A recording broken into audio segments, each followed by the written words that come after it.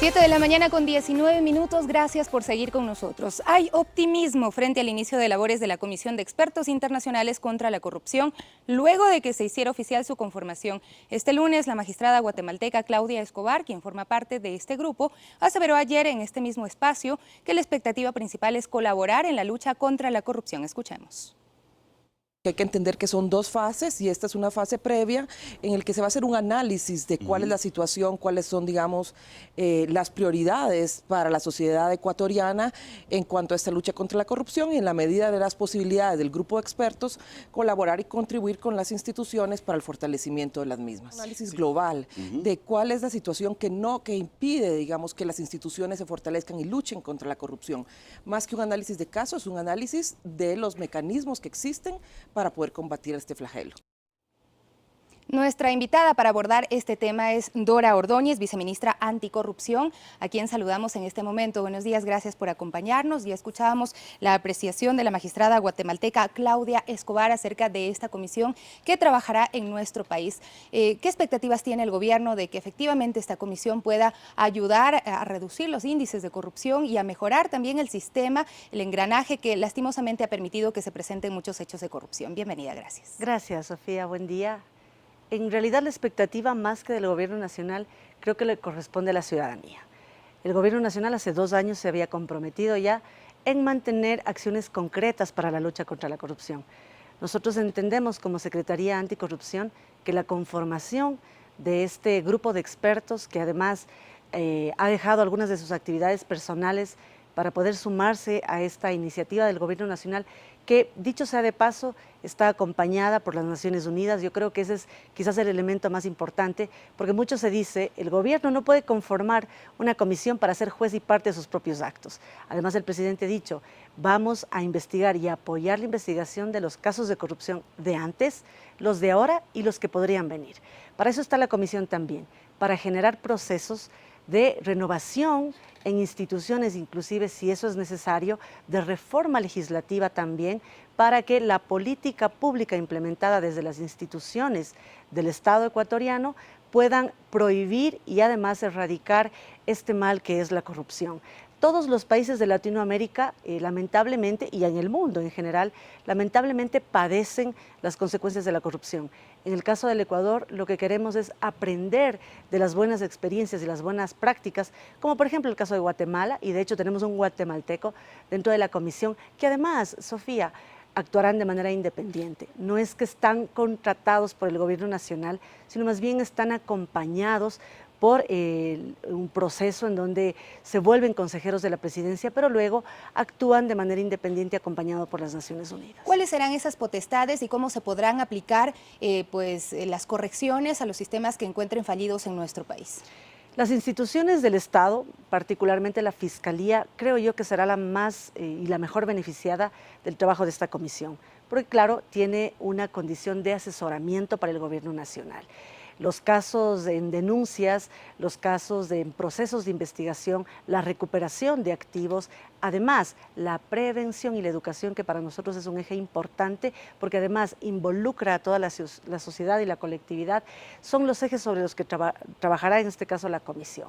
Y por eso además se ha planteado que su actividad de manera independiente se desarrolle incluso con esta vinculación con la sociedad. Uno de los expertos, Carlos Hernández, tiene experiencia precisamente en trabajo con participación ciudadana en temas de delitos anticorrupción. Los perfiles que fueron escogidos además pasaron por un proceso en donde un comité de selección que también involucró a la ciudadanía resolvió cuáles eran los mejores en este tipo de persecución de delitos y de apoyo de lucha contra la corrupción y además de la implementación de prácticas honestas. La Secretaría Anticorrupción y por ende la Presidencia de la República lo que quieren es que en el Ecuador por fin empecemos a hablar de honestidad en el servicio público, pero también, Sofía, en el sector privado. Usted escuchará en los últimos casos y denuncias que se han hecho públicos a través de periodismo de investigación, hay empresas multinacionales y también nacionales involucradas en casos de corrupción. A ellos no se dirige frecuentemente la mirada al sector privado, siempre se habla únicamente del sector público, pero hay un sistema que al parecer tiene serios problemas. Ahí ellos van a poder entrar, van a poder permitir que se den estos ajustes. Una de las metodologías, por ejemplo, que ayer la conversábamos extraoficialmente con los miembros de la comisión, es, por ejemplo, generar una lista blanca de empresas contratistas del Estado.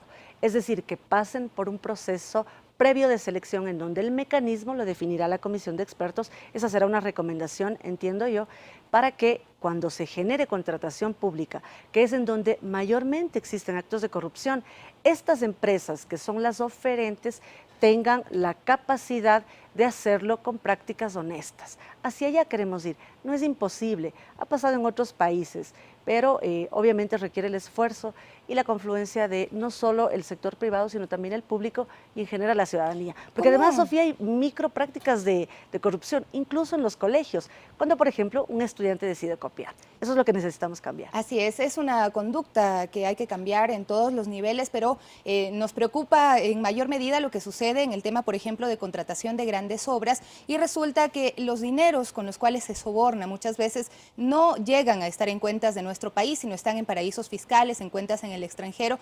¿Cómo se logra entrar en estos sistemas que están bastante blindados precisamente para garantizar la seguridad de los inversionistas, entre comillas? Es una tarea compleja, eso hay que reconocerlo. Precisamente por eso, una de las expertas que ha sido escogida en la comisión es Stacy de la Torre. Ella tiene experiencia en cooperación internacional y en persecución de delitos penales contra, digamos, de corrupción. Por ejemplo, estuvo involucrada como parte de la investigación en el caso del Chapo Guzmán y también de Odebrecht. Y su experiencia para nosotros es valiosísima para poder generar un mecanismo y obviamente la política pública y el proceso que se requiere para poder recuperar los dineros que han sido productos de la corrupción y que obviamente están en otros países y obviamente regresarlos al país para reinversión social. Esas son, de alguna forma, las líneas sobre las que la comisión va a trabajar en función de la experticia de cada uno de los expertos. Es una comisión netamente independiente. Nosotros, como Secretaría Anticorrupción y también como Gobierno Nacional, llegamos hasta aquí, hasta la conformación. El proceso posterior ya le corresponde a las Naciones Unidas, que es la Secretaría Técnica de la comisión y que pues trabajará en los próximos 6 meses. En principio, los 3 meses siguientes están resueltos incluso para sus condiciones de estadía en el Ecuador, pero hay además, Sofía, y eso es importante, cooperación internacional en términos de una mesa de donantes que financiará el trabajo de la comisión y obviamente no dependerán de erogación de recursos del Estado. ¿La Secretaría Anticorrupción del Ejecutivo se va a mantener al margen o va a tener algún tipo de colaboración o de alguna manera dar cuenta de cómo funciona todos los sistemas de procesos de contratación y demás en el país? La Secretaría Anticorrupción fue conformada precisamente para acompañar estos procesos de investigación de corrupción de alto impacto. Si es que la comisión de expertos requiere nuestro acompañamiento, estaremos ahí. De lo contrario, la comisión es totalmente independiente. Además, la Secretaría Anticorrupción tiene otras competencias sobre las que estamos trabajando, que también es la prevención. Y para nosotros ese es el eje más importante. Una de las grandes expectativas de los ciudadanos, sin duda, será que se permita avanzar en algunos temas de corrupción que están pendientes en nuestro país y que no han podido llegar a su fin en investigaciones, ni por más que el trabajo de la Fiscalía pues ha estado ahí permanentemente, o eso es lo que conocemos. ¿Será así? ¿La ciudadanía puede tener alguna seguridad de que se vayan a resolver temas que están pendientes, por ejemplo, de Odebrecht y muchos otros temas? La ciudadanía puede tener la certeza de una cosa, y creo que eso da cierta tranquilidad, que en este momento las instituciones del Estado que están vinculadas o que están o que tienen como responsabilidad la persecución de estos delitos y la investigación son independientes. Eso no pasaba antes. Por lo tanto, ahora eso genera esperanza y esperamos que los procesos de investigación sean expeditos. A mí me parece que la fiscal Diana Salazar ha actuado con prudencia y también con la oportunidad del caso respecto a las denuncias. Vengan de donde vengan y vayan hacia donde vayan, apunten a quien apunten. Eso es lo importante de lo que sucede en este momento cuando se investigan estos casos de corrupción. Y yo tengo la fe y la esperanza de que existan prontos resultados respecto a los últimos hechos. Hay muchas comisiones que están trabajando actualmente en el país. Hay una comisión ciudadana, el mismo Consejo de Participación Ciudadana y Control Social.